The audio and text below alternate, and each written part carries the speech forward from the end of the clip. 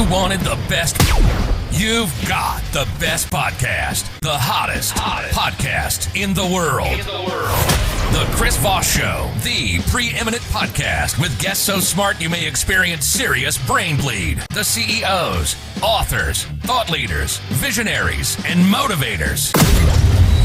Get ready. Strap yourself in. Keep your hands, arms, and legs inside the vehicle at all times, because you're about to go on a monster education roller coaster with your brain. Now, here's your host, Chris Voss. Hi, folks. It's Voss here from the ChrisVossShow.com. Ladies and gentlemen, the Iron Lady sings it. That makes it official. Welcome to 16 years and 2,400 episodes of the Chris Voss Show. And my back is tired. I just flew all the way here and my arms are burned out. Anyway, that's an old joke. Welcome to the show, folks. We have an amazing author on the show today. We're going to be talking to him. But in the meantime, go to goodreads.com/Chris Voss, LinkedIn.com/Chris Voss, Chris Voss 1 on the TikTokity, and ChrisVossFacebook.com. Today we have Anthony Massucci, a good friend of mine, joins me on the show. I guess I should disclose you're a good friend of mine. Or at least he tells me that I am, or I tell him that he is, or one of the two. I think we agree on it. He's the author of the latest book to come out April 8th, 2025. It is entitled Grade School: How Teachers Can Change Your Life, a Memoir. We're going to get into some of the details because my mom was a teacher for 20 years. My sister was a teacher for a lot of years, and she still has people come up to her and tell her how much they changed her life. I've been hiding from all my teachers because they flunked me most in high school, but they made a difference in my life. Anthony is an author and former Bloomberg News and Time Warner AOL daily finance journalist and Bloomberg TV broadcaster. For the last decade, he has run his own media firm, Hi Anthony Media. He lives in Manhattan, New York, and with his son and daughter. Welcome to the show, Anthony. How are you? Chris, doing great. So glad to be here. Thanks for having me on, and good to see you. Glad to have you as well. You were part of the original accountability crew that helped write my book, Beacons of Leadership. Yes. And you were taking a little bit longer, and after 3 or 4 years, here we are. 5 years? Here we are. 4 years. Here we are. You finally got the book done. It's not about how long it takes. It's about how did you finally get it done? So that's what she said. So Anthony, give us a .coms. Where can people find you on the interwebs? Best, easiest place is Hi Anthony, like this friendly Anthony, not this kind of Anthony.com. All my social medias are there. I'm pretty active on Hi Anthony on Twitter, on X also. Hi Anthony on Instagram, but basically Hi Anthony everywhere. If you can't remember where, just go to hianthony.com and you'll find me. If you ever get tired of that brand and just move to Denver, put that GH on the end of Hi, and then just get yourself one of those, what do they call those things where you look like Bob Marley, the hair. Oh yeah, the Rastafari. Yeah, Rastafari hair, and then you can just change it to, it's Hi Anthony. So Anthony, give us a 30,000 overview of what's inside your new book. So basically, I had a rough time as a child while I was in grade school, and things that were rough at home. And when I went to school, these teachers were just delightful, loving, kind, generous, supportive. And as I've gotten older and my own kids went through their grade school and middle school, I really could see how much teachers were making a difference in their life. Confidants, friends, just someone they could lean on, someone they could trust. And for myself, people get to know me, they'll often say, they hear about my childhood, they'll say, wow, you turned out so well. How come?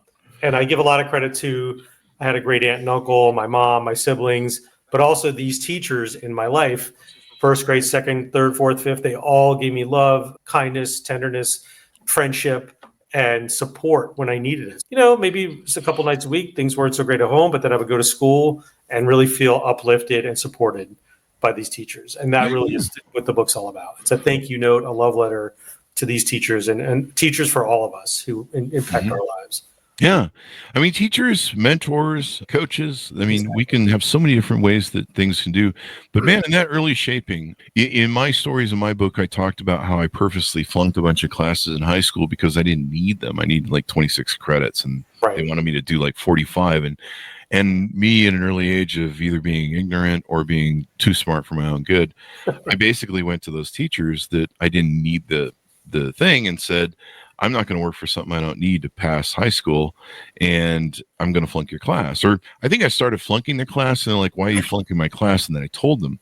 And so I literally cut a deal with 4 or 5 teachers that I didn't need to complete their classes, that they were like, if you're not going to be in my class, I don't want you here. And what I'm going to do is I'm going to mark you here and you can go someplace else because I'm not going to be offended the fact that you won't learn while you're in my class. And I was like, fair deal. So 2 days, we had those A-B days. Right. So I think there was 4 classes on each day. So on each of the days, I had 2 to 3 hours of going to all my lunches with my friends. We'd walk down to Pizza Hut, have lunches. But the irony is the some of those teachers that flunked me, especially ones that flunked me because I was still in the class and did shit, they actually had the biggest impact on me, and I love those teachers the most. So it really wasn't about the grades, and I probably learned more from them than the F-bomb that they gave me.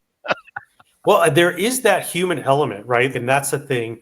For example, I have 2 kids, they're teenagers, they've gone through school. And often as parents, we might complain if a teacher isn't doing a great job with our kid, or you might really push on, maybe the math teacher isn't the greatest math teacher. But what if there's someone like in your case, that your child can really lean on, or someone they look up to, or someone they go to for advice? I mean, teachers are spending a lot of time with our kids, right? More than maybe some roles, like maybe even more than some parents. But if nothing else, certainly more than babysitters who we're vetting, or other people, coaches who we're vetting a lot. But teachers, we're thinking about them. Sure, they need to do their job. They are a teacher. We want them to be good teachers. But what if they're a support person, or someone who's giving your child a lot of love or kindness, or even like in your case, you can have a real connection and a conversation. They understood where you were coming from. You were able to share where you were coming from. And there is some element of humanity that I think gets overlooked with the role of a teacher and the lives of all of us. Yeah. And they have such we're at that impactful age, but I remember reading that a lot of, they had to start serving breakfast in school because they found that a lot of kids who were coming to schools in the last 20 years or so, a lot of them had a good breakfast, and when they don't, they overreact, or they overact, or right. I have high anxiety if you don't feed me, and also they just weren't soaking up data because they're hungry. They didn't have any food, and it's kind of integral when you're growing like a weed to get some food. I remember those pains you used to have when you were a kid, the growing pains. Yes. Your muscles, your ligaments would that was the worst, man. I remember that. Maybe childhood wasn't so great after all, but in your case, good teachers helping, good, yeah, and giving that support and realizing how important it is for these teachers, and then a lot of kids' home life isn't great. Sometimes the bullies are the ones that usually have a really abusive, sort of ugly home life. I remember we had some bullies that were twins, and their parents used to beat them, and so they come to school and beat everybody else. So they're just saying, hurt people hurt people. I've seen that in 57 years. Might have been one of them a couple times. I've made mistakes. So talk to us about the book leads off, or the engagement leads off. Who are your 5 people? What is the concept behind the 5 people? So the concept that I'm taking with the book is finding your 5 people. In this case, for me, 1st, 2nd, 3rd, 4th, 5th grade, these teachers, three of them are older ladies. One was a very young woman just out of college. Another was a 30-something, 6'2", cool black guy who was my 5th grade teacher, who was a bit of a father figure. My 4th grade teacher, she was this young lady just out of college, and I had a big crush on her, but she took me to Ocean World. Like on a Saturday, we got to be, buddies, right? So she offered for me to bring my buddy, my friend Perry, but he, at the last minute, couldn't make it. And then just 1st, 2nd, and 3rd grade, when things were especially tough at home, like one of the teachers brought me some of her son's stuff, who was going off to college. Another teacher knew that I liked Peanuts comics, so she would bring in these extra old Peanuts comic strip books from when we were younger. It just, 1st grade teacher, it was in Queens in 1st grade. My folks were going through a divorce, and she argued against adding a 33rd kid to her class. And then right in front of me and my mom and the principal. And then the next day I was sitting on her lap reading to the class. 2 days later, we were watching my favorite show. And the story in this case, what I'm saying is these 5 people, whether they spoke to each other or not, independently, but together as a group, really gave me support at a time where it was super important for me to get support. Right. Yeah. So what I'm saying, the bigger message of the book is for all of us, when you go through a rough time, let's say it's divorce or death of a parent or just something really difficult, there are almost always 5 people around us at that point of our life. It could be a friend from a bowling team. It could be somebody you know through social media. Who are your 5 people to get you through a tough time? Mm-hmm. And my argument is that the people are there, but often when we're going through a tough time, we get introverted or we go inward and we feel alone. And we're not really looking for help. We're not looking for support. We're feeling maybe a little isolated because sometimes we're feeling sorry for ourselves or we're just mired in our pain, right? Mm-hmm. So what I'm saying is that those times when it's most sort of difficult, look for help. There is a support system out there. There are people who want to help, and the reward is in it for them. Mm-hmm. So people who are helping you, there's a gift in them helping you for that person who's helping. So you're almost, in a weird way, in a roundabout way, stealing from the person by not letting them help. So in this case, here I had these 5 amazing teachers, independent of each other, giving me help over a 5-year period, who wound up being my 5 people. And I think that we all have those support people in our lives. It's just, if hopefully people who read the book are then going to turn around and look for that, recognize, man, I'm going through a tough time. And then even when I was going through a divorce, there were 5 dads in my community who like rallied around, babysitting, and we're going to go out for drinks so somebody's watching the kids or whatever. Just, and it wasn't necessarily like my best buddy or a guy I went to high school with. It was people who were in my community who recognized that I was going through a tough time and stepped up.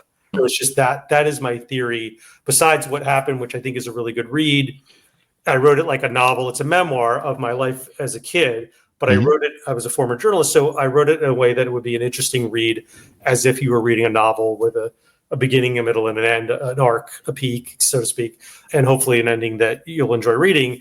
But also the lesson, the takeaway is that there are support people in our lives, and just be able to recognize that when you need it the most. If it wasn't for these teachers, you would never have reached the pinnacle of your career getting on the Chris Voss Show. Exactly.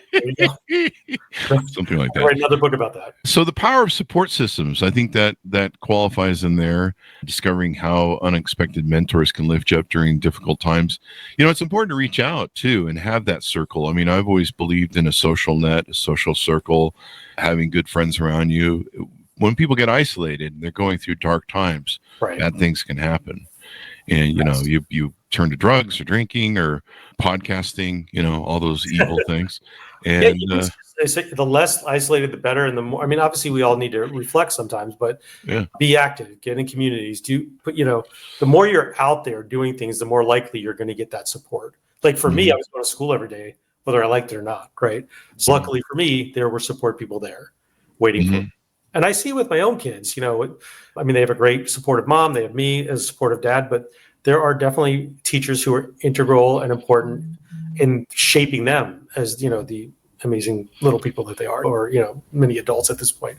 But, and I even recognize that with my own kids, seeing that maybe there's a confidant or someone who they can trust that's just a different voice, a different ear, like with you telling these teachers, hey, here's what I'm doing.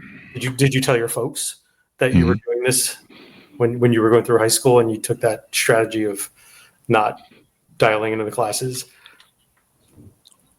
I'm sorry. You were asking me a question? Yeah, I was asking you, like when you were doing that with your high school teachers, when you made that, when you kind of cut those deals, did your folks know you were doing that? No. No. In fact, my mom found about it when she read the book. I had no idea what was going on with you as a kid. So that's what I mean. Like there's a certain element of, but you understood the dynamic and the connection, and you were able to create that something that worked for you and worked for them. It was that's the definition of I flunked a lot of classes. I wasn't that good a student, or I got like D minuses. I had ADHD really bad, OCD, ADHD. My teachers hated me because I would drum on the desk and do stuff because my brain was overactive. But most of the teachers that gave me the worst grades were some of my most revered teachers. But I just somehow, I was smart enough. I guess I was smart for a kid. I know, let's not push it, but we've seen the end result. As a kid, I was smart enough to recognize that the grades didn't matter. The grades weren't me. And that what really mattered more was I learned. And to this day, content that I talk about in the show and history, the book Denial of Death, and psychiatry. I think I flunked or D- my way through that class of psychology. I still cite a lot of the data and keep it. And it's funny. And if I ever met any of those teachers, I would, give them a big hug and reach out to them and say, you were one of my favorite teachers. They'd probably be shocked. You're like, yes. I thought you were an They probably idiot. would be shocked. Yeah, they probably would be this day. I should have all my teachers on the show. Did you read to any of your teachers for the book? I did. I've actually been to school a few times. I even went most recently just this past week. And for privacy reasons, they're not allowed to give out the information. Yeah. But I haven't been able to connect with any of the 5. But I did put in the acknowledgement page on the back my name and my email for if anyone in the families of the teachers. That'd be cool. Book. That would be so great. And I would certainly interview them and have them on. The only problem is that we're in our 50s, so most of our teachers have probably passed on. Yeah, I would say 4th and 5th grade teachers is true. I've thought of that. My 4th grade teacher she was 23 when I was 10. My 5th grade teacher was probably under 30 also. Yeah. 2 likely would still be. Yeah. We're next up on the docket, so there's not many left before us at this pace. Good thing we're getting the interview done today. Yeah. We might kill off tomorrow. Bus will hit us. You're in New York, so bus will probably hit you. More likely, yes. Yeah, taxi. Taxi's probably. Is that the number one way you die in New York? Isn't that taxis? Noise pollution. I'm not sure. That's true too, or air pollution. Jesus. By the way, your story sounds so similar to Gary Vaynerchuk. Gary V. We were talking about before. Yeah. He also had a difficulty in school, low grades, but teachers who supported him anyway. So it's interesting. Yeah. I mean, if he doesn't have OCD and ADHD, then I don't know. There's a lot of mirrors and razor blades going on, but he seems to have a lot of natural energy like I did when I was young, bouncing off the walls. And it's it's a CO disease, the OCD and the ADHD, but man, it's a bitch. I had beaten mine with old age and just dragging my body all these 57 years. And then 2 years ago, I got on testosterone treatment because my free was a little low, and son of a bitch, that came back. Like I was all calm, so you got your energy back, so to speak, and then and then I got my OCD, ADHD. Now it's just I'm in a constant battle. Scroll. But I feel great. I'm 35 and putting on muscle.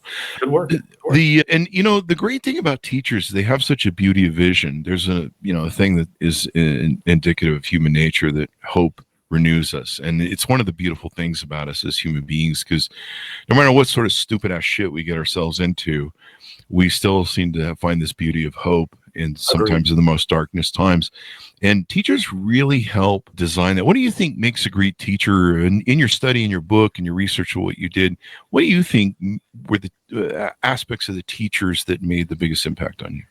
I would say emotional intelligence. I mean, I think that's a fancy word or a more modern word than when I was a kid in this school. But I think being able to tune in and understand who's not getting support at home, or who may be a bratty kid in class, but for reasons that they're able to intuit, right? So I think just emotional intelligence, maybe a teacher who's seen enough different kids, seeing the behavior patterns, recognizing the patterns, and then understanding this kid needs some hard love. This kid needs some attention. This kid needs someone to really just sit down and look into their eye and ask what's going on. So just, there's a little bit of psychologist involved with being a teacher, but I think so much the human element, really being able to tune in after you've seen enough kids come and go, after you've seen enough kids with D's and C's or A's and B's, you kind of get a nuance of who's going to learn, who's going to pay attention, who's going to participate. But then those who aren't, is there a reason that they're not, more than just they don't care?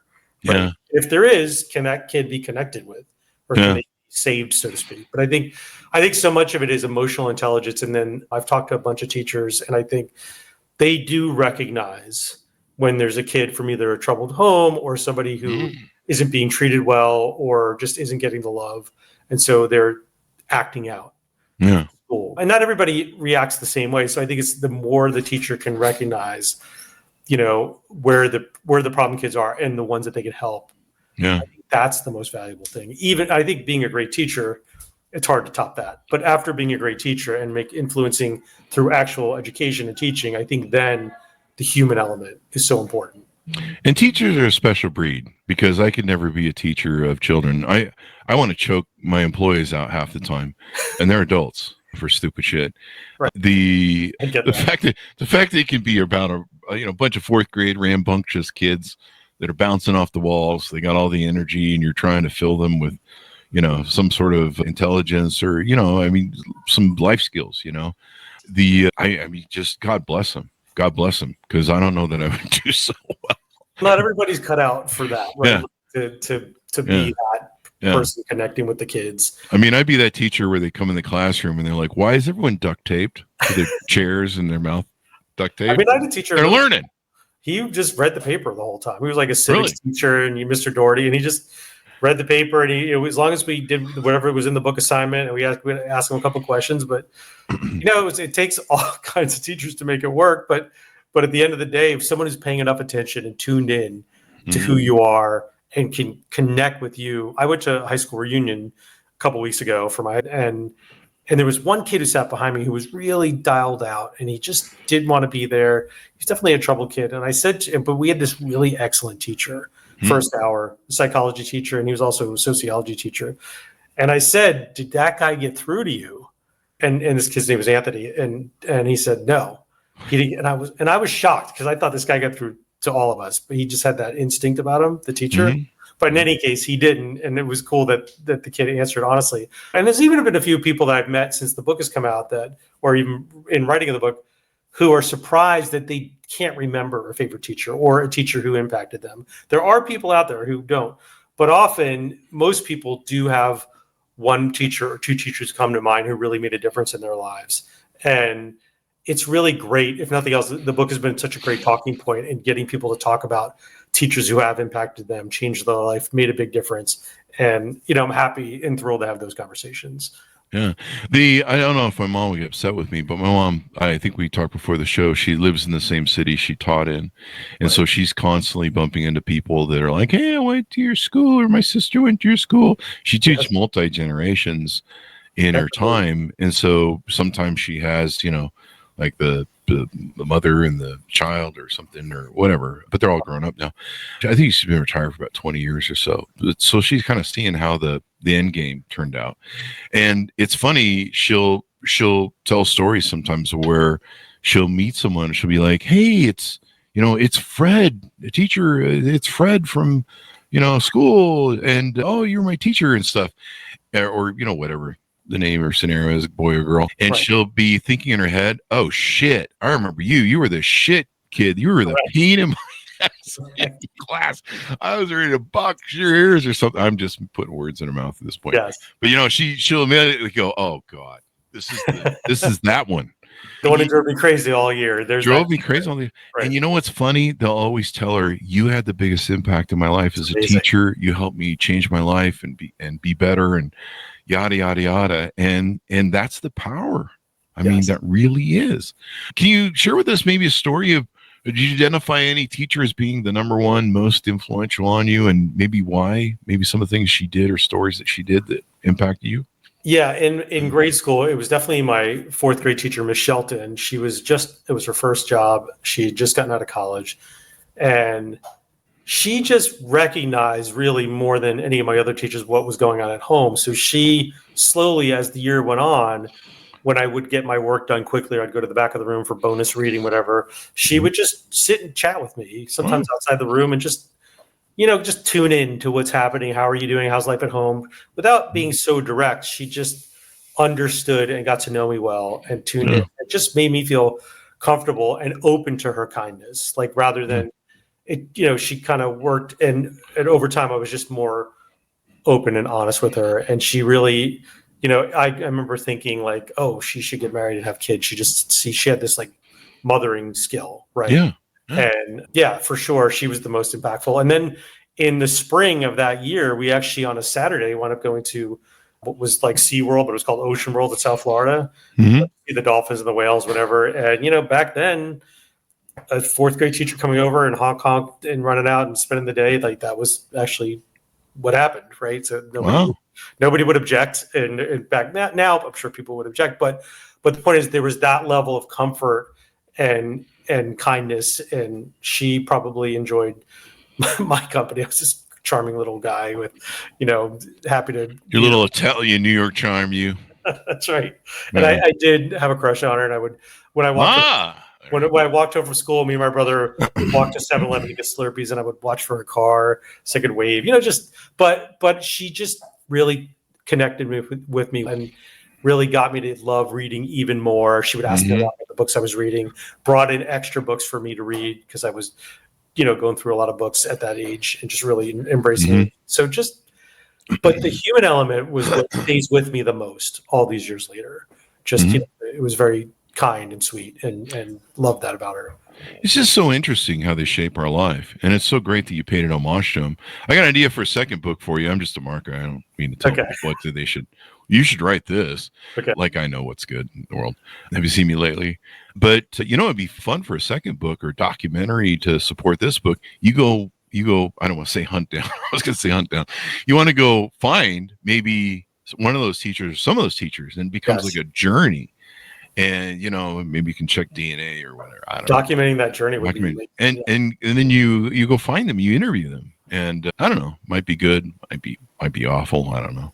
It might be just like I said. I'm 57. How old? You don't need to disclose that on the show, but we're kind of old, But I mean, there might be someone in a rest home or something, or whatever, and.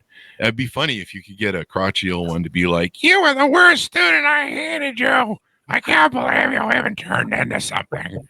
That would be hilarious. There is one high school teacher that I would like to find, and I would that had a big impact also, and I'll see. So if I can find them, maybe there's a book there. So yeah, I had a math or English teacher. I can't remember which it was that had a lot of impact on me. He had a big paddle board that was about like this big.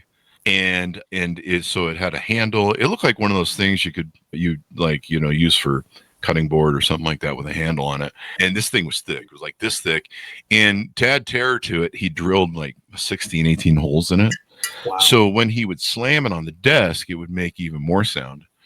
And what he would do is if you weren't paying attention or you're being a shithead, he would come slamming on the desk. And I remember looking at that going, that's an accident waiting to happen. And sure enough, he eventually got a kid's hand.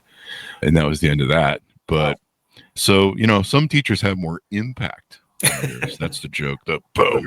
Figuratively, right. Oh, he would hit that. I mean, if you were paying, I think he did it to me once. I was dawdling off with my OCD and he came up, slammed that thing on your desk. Oh, he would smack the student's desk, not his own. Yeah, he smacked your desk. That's why somebody would get it. You'd have to be really out of tune to not see him on approach. Or sometimes he'd sneak around you because he'd be irritating and he'd come around you and you just be like, I was 12 thinking about girls.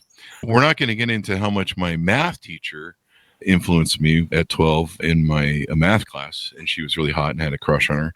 Well, that's another story. I think that's book 2, How Teachers Sexually Broke Me for Life. But they do more. I'm really kind of disappointed. I feel ripped off that we didn't have the kind of female teachers that we seem to have nowadays.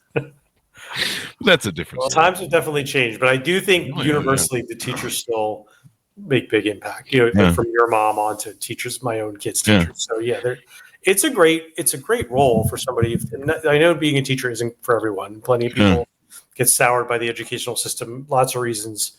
But if you can stick it out, I think there's a lot of rewards in doing it. Yeah. And I mean, my mom's, I think the rewards of having the people come up to her. I don't know. I'll have to ask her. I don't think anyone's ever come up to her and go, "I hated you as a teacher. You were too mean to me." Hopefully they didn't say it. And I would expect that some of my teachers that flunked me and I got horrible grades and I basically just tried to D- through most of those classes that I had to pass because I realized my parents weren't rich. I was going to have a Pell Grant going to college. I realized I wasn't going to Harvard, and I was stupid as shit. Although I don't know, now that I read the book and my story, it's pretty fucking smart. I mean, in high school, I figured out that you would have to take, I think it was like 52 credits that you would get if you took all the classes and passed them, but I only needed 26. So my brain went, why the fuck do I need to do the extra work? Why get all 52 if you don't? Yeah, kind of the reason I became an entrepreneur. Like I can work for others and do work, or I can just work for myself and sit around all day, which is what I do now. Thanks for sitting down and doing this. This is great. That's part. I noticed you are sitting. Yeah, you think I also don't have pants on, so there's that. So horrifying my whole audience. I am wearing shorts. He's in underwear the whole time. Yeah, thankfully that became like a thing in over COVID. You would see those newscasters. Yes, and they like have the top suit on, and then below they're just kind of in some shorts. Mr. Wonderful on Shark Tank, Kevin O'Leary. He's famous. Yeah, I think we have. We're talking with Jack Tapper's people about coming on for his new book on Biden. And I think we're going to book him for the show. We had him booked, and then his novel didn't do so well. And so they killed like everybody like right away. But this book's a nonfiction. And hopefully they'll book him once we get the schedule arranged. But we're chats with him. But yeah, I remember seeing him. I think he did that a couple times during the COVID thing. But that's how we met during COVID. Yep. Yeah, crazy times. Good old so there you go. Days. Those were good days. Clubhouse. Oh, Yes. I remember that. And we were just all hanging out and building community and waiting for the world to end Armageddon. Who knew we just had to wait till 2025? It was the modern day CB radio. Just more, that was great. Those were good times. We were all huddled in our basements. I mean, it was almost nightly. Like we did the chats. Yeah, It felt like, I would run an open mic all day long, and we're sitting in audiences all day long with one of my spare phones. And I people would follow me because they'd see me in there with the logo and stuff. You did predict that when COVID ended, that Clubhouse would fold popular. Yeah. And you're right. And a lot of us in the group did not share your vision of what reality would be so. Yeah, a lot of people. I mean, I have that whenever I predicted Google Plus would fail and fold, and whoo boy, I got arrows for that. They were not happy because you have people that had millions of followers, and they built their brand on it. I think Chris Brogan had written a book 5 minutes after it launched about how to use Google Plus, and he's a great man, a great writer, a great book author. But people were like, wait, shouldn't you give it another week before?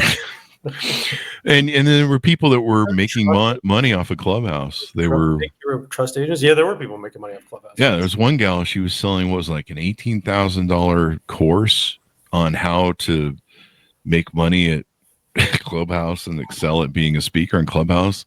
Yes. And if you give me $18,000, folks, I'll tell you how to be successful in podcasting.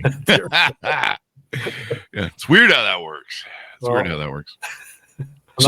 I'm not writing any checks, but keep up the good work. Did you've done some work with Gary Vaynerchuk over the years. I know you appeared on his podcast before mine. I feel slighted that you would do his before mine. No, I'm just kidding. He's a wonderful guy. I do his podcast first. I did meet him before I met you, so it's okay. All right. So I'm not more important than Gary. I see where we're going here with this thing. Back in 2009, I was a social media journalist at AOL Daily Finance. He was an up-and-coming influencer doing wine and doing a lot of cool stuff. I think he did David Letterman back then. And he was, it was Jimmy Fallon. And anyway, he was at a bowling alley in 2009 and invited those of us who wanted to join him. It was just like an open Twitter tweet. Hey, whoever wants to come and that's how I met him in 2000. Yeah. And just followed his career and did buy some NFTs in 2021 and got into the whole world of VFriends and just gotten to know him better and better over the last 5 to 15 years.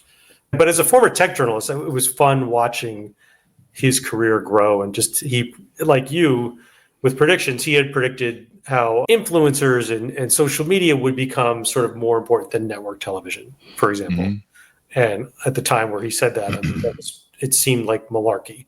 Yeah. And it all happened. So he's done a good job of keeping his finger on the pulse. Oh, yeah. And he has a huge agency, I think, still. He's got a great podcast. All from that wine business back in the day. I remember the wine. At a wine shop, and it still has it. And he's done well. Just he's created a media company after that. And yeah. I think, doesn't he own interest in the Jets now? He doesn't, but he would like to. I don't think he has. I don't think he has any.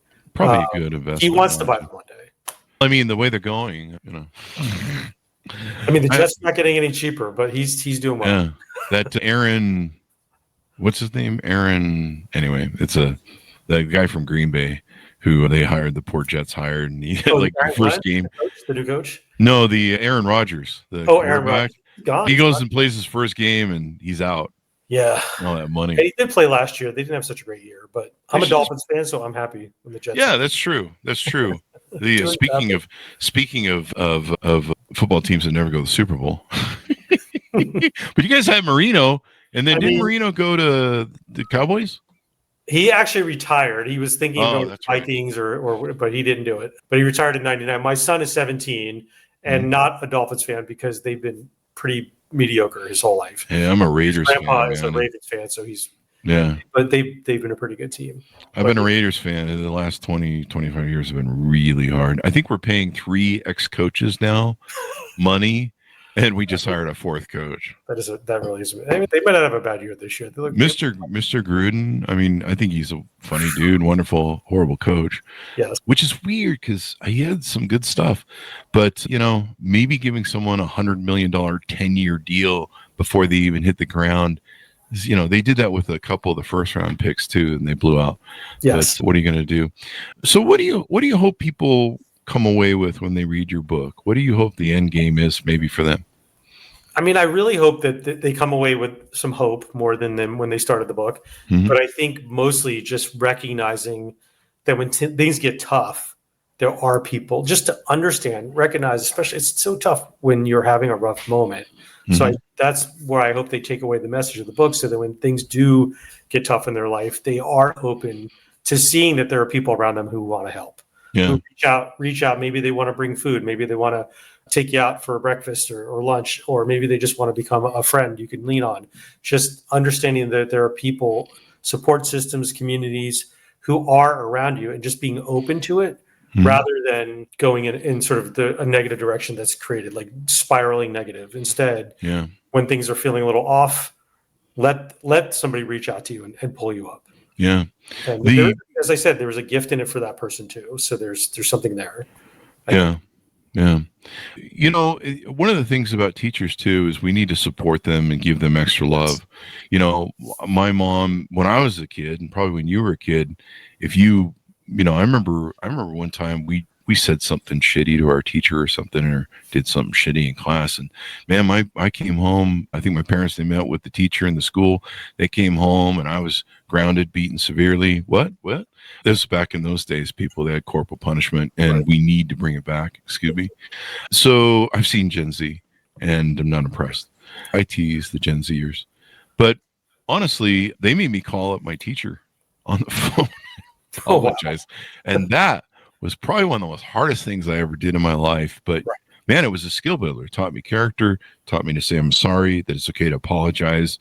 And it's important to be wrong. And boy, we sure could use that today. But, starting with Reagan's illiberalism to try and destroy schools and actually destroy free colleges back then that were prevalent.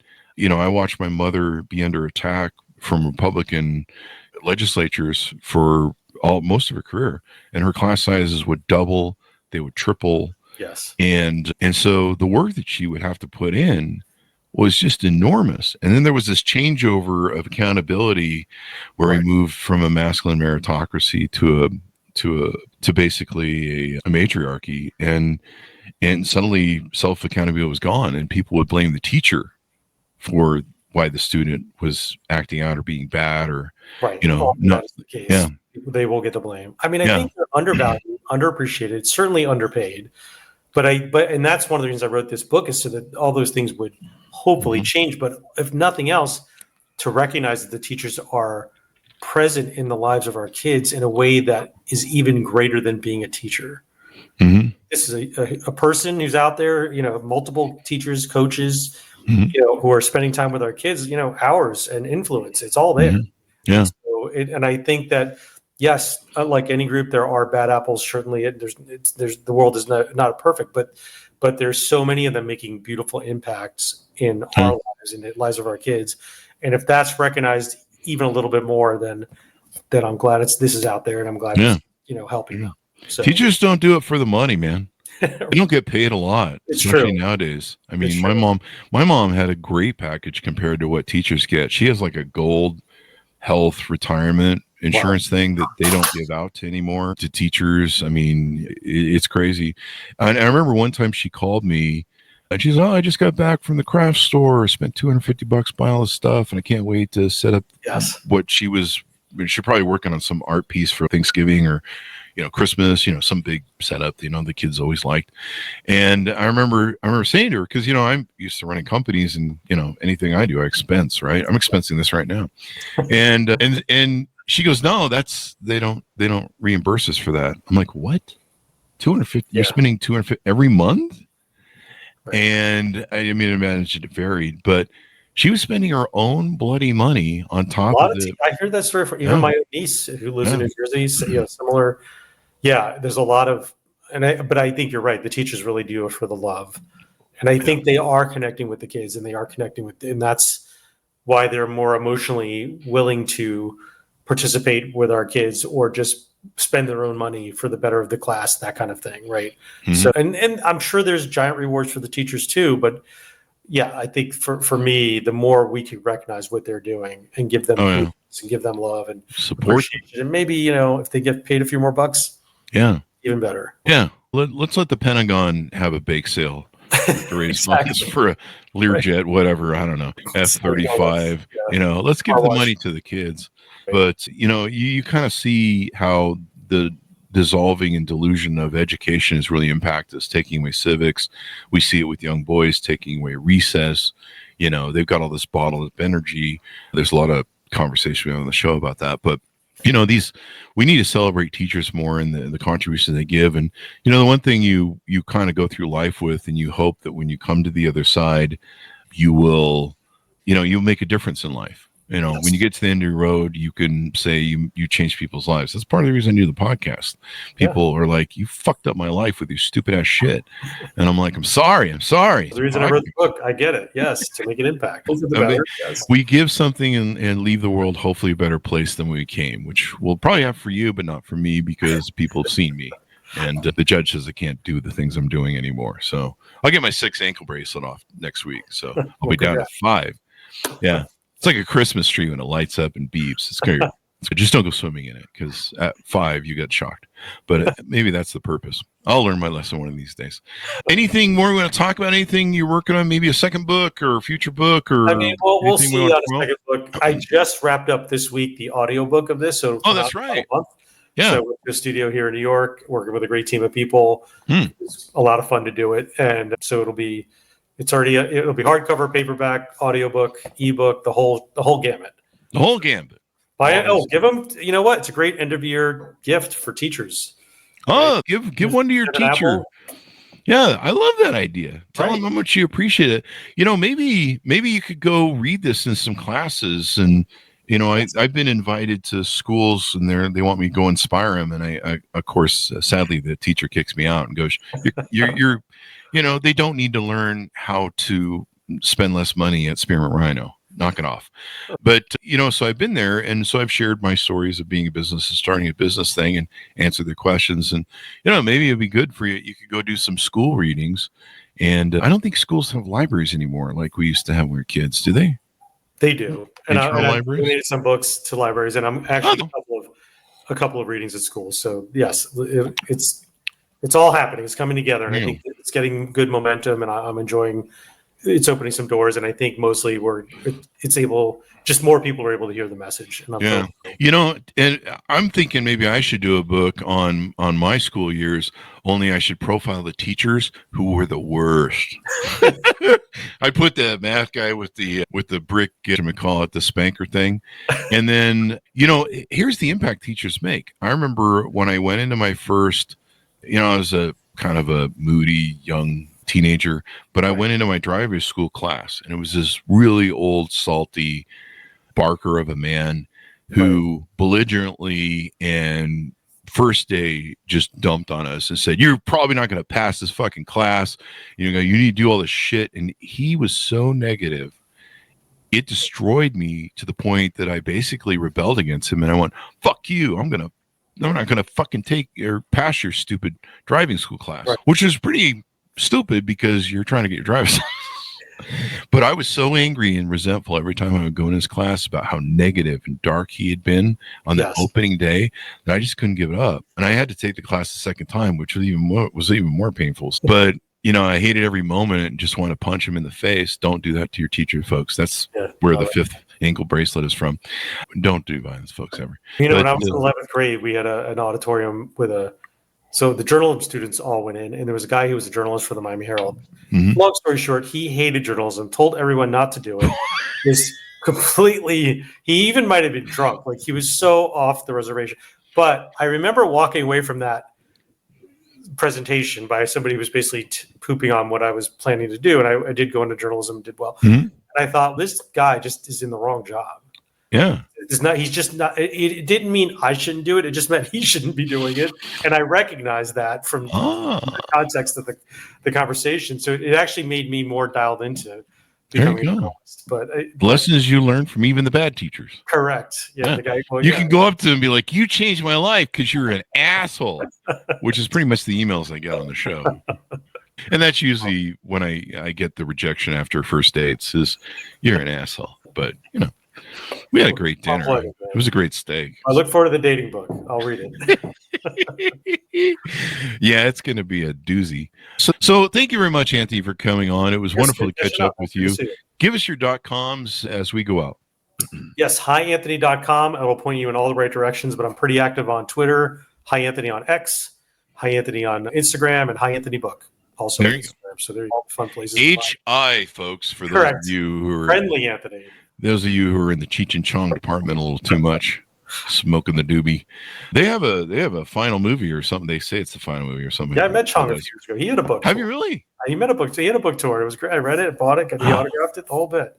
I used to do Cheech, I think. I used to do Cheech back in the day. Dave's not here, but I can't do it now, clearly. But yeah, I grew up. I think I was 12 when I got my first album from Cheech and Chong, or 10 or 12, something like that. Comedy albums, that's a dying thing. Those of you Gen Z can Google what album means, and I wish I'd saved them all because Jesus Christ, LPs never went away.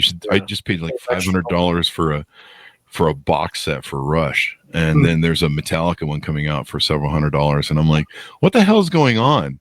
I bought these records like 40 years ago, and I think that newspapers and magazines will have a similar renaissance in the future where if you're holding a New York Times Sunday paper, maybe you'll pay $20 or $50 and there'll be like a certain it'll be like a status symbol, right? Yeah, like only the rich can have newspaper again and get black print all over their hands. Yeah, just like we're seeing with these albums, same kind of thing. So yeah. I miss the tactile feature of that, but sadly we come from that generation where I don't know that may be lost. So what are you gonna do? So thank you very much, Anthony, for coming on the show. Folks, order of the book wherever fine books are sold. It's called Grade School: How Teachers Can Save Your Life, a memoir, out April 8th, 2025 by Anthony Massucci. Go to goodreads.com/Chris Voss, LinkedIn.com/Chris Voss, Chris Voss 1 on the TikTok, and else crazy place in it. Be good to each other. Stay safe. We'll see you next time.